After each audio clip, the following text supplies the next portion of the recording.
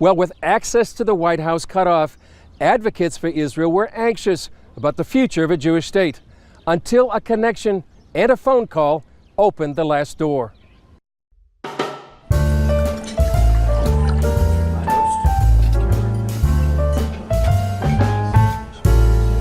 Weitzman confided his fears to American Zionist Dewey Stone, who then told his friend Frank Goldman.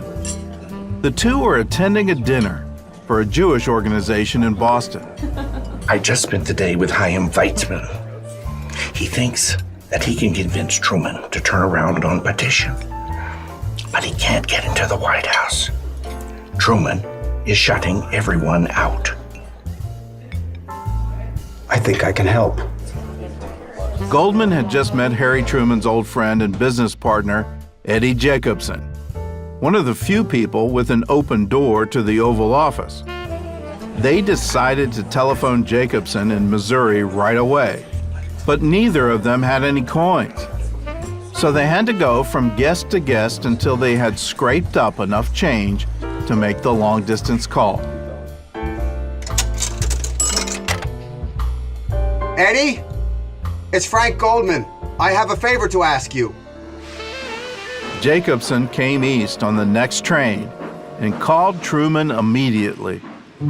Truman agreed to see him on one condition: there would be no talk of Palestine.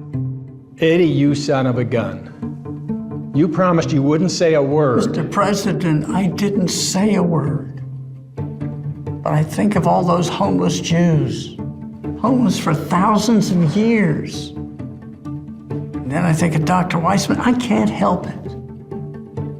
He spent his entire life working for a homeland for the Jews, and now he's old and he's sick. He just wants to see. That's enough. Now that's the last word. That's all they want to talk about.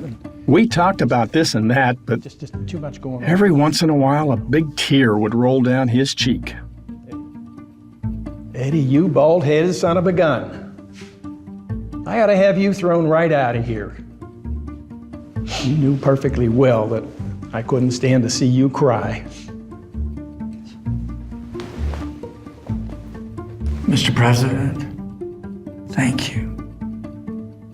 After he was gone, I picked up the phone and called the State Department. I told them I was going to see Weitzman. And well, you should have heard the carrying on. And what we also have to remember is that there are very powerful forces saying, don't do it. And especially in the State Department, but also at this time in the Department of Defense, the leaders and also the main bureaucrats are saying, don't do it.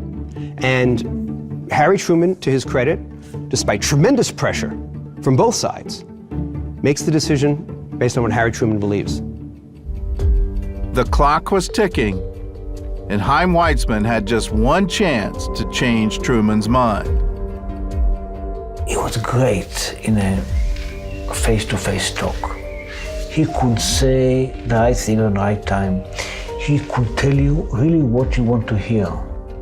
The basic things, the advisor looked in his eyes and said, well, historically, nobody will remember you if you reject the Zionist or the state for the Jews. If you support it, you will be remembered.